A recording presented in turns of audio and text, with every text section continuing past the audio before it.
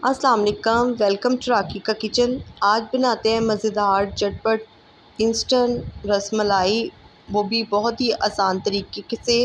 आज हम आपको घर पर मैंगो रसमलाई बहुत ही आसान तरीके से बनाना सिखाएंगे। रेसिपी को एंड तक देखिएगा।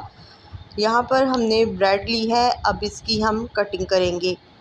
ब्रेड को हमने सर्कल शेप में काटना है। 2 ब्रेड के आप स्लाइस ले लें और इस तरह से कटर ले लें या कोई छोटा सा कप ले लें और इस पर आपने इस तरह से हथेली से इसे पुश करना है और आपके ब्रेड के स्लाइस कट कर तैयार हो जाएंगे। ब्रेड को हमने सर्कल शेप में काट लिया है। अब हम एक पैन में आधा किलो दूध ले लेंगे और इसमें 2 इलायचियाँ शामिल कर देंगे। दूध में उबाल आ चुका है, इसमें हम चम्मच चलाएंगे और इसे में हम चीनी शामिल करेंगे। आधा कप हमने चीनी शामिल कर दी है। मीठा आप अपने टेस्ट के अकॉर्डिंग शामिल कर लें। अब इसमें हम 2 चम्मच कॉर्नफ्लोर ले लेंगे, उसे थोड़े से दूध में मिक्स करके इसका मिक्सचर हम शामिल कर देंगे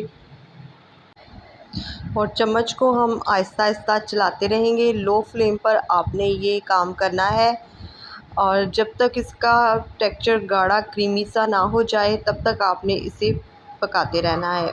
अब ये गाढ़ा हो चुका है, इसे ठंडा कर लेंगे। ठंडा करने के बाद हम इसमें डालेंगे मैंगो पेस्ट, मैंगो प्यूरी।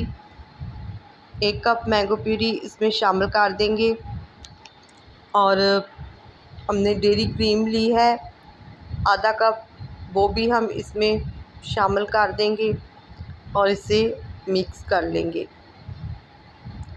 बहुत ही मज़ेदार और बहुत ही आसान रेसिपी है। आप ईद के मौका पर ज़रूर बनाएं। आपको हमारी मैंगो रसमलाई बनानी बहुत ही पसंद आएगी। इसका टेक्सचर चेक करें कितना गाढ़ा और क्रीमी सा है। अब एक ट्रे ले लें और इस तरह से ब्रेड के स्लाइस को इसमें सेट कर लें और सारा मिक्सचर इसके ऊपर हम शामिल कर देंगे। थोड़ा थोड़ा करके शामिल करें और ये रेसिपी बहुत ही आसान है और बहुत ही मज़ेदार बनकर भी ये तैयार होता है। मीठा आप इसे ज़रूर बनाएं और अपना फ़ीडबैक भी मुझे ज़रूर दें। ऊपर से थोड़े से ड्राई फ्रूट लगा लें, मैंने बारीक कटे हुए बादाम लगाए हैं। ठंडा ठंडा आप इसे इंजॉय करें। ईद पर अपने घर वालों को और मेहमानों को बनाकर ज़रूर खिलाएं। मुझे इजाज़त दें। खुदा हाफ़िज़।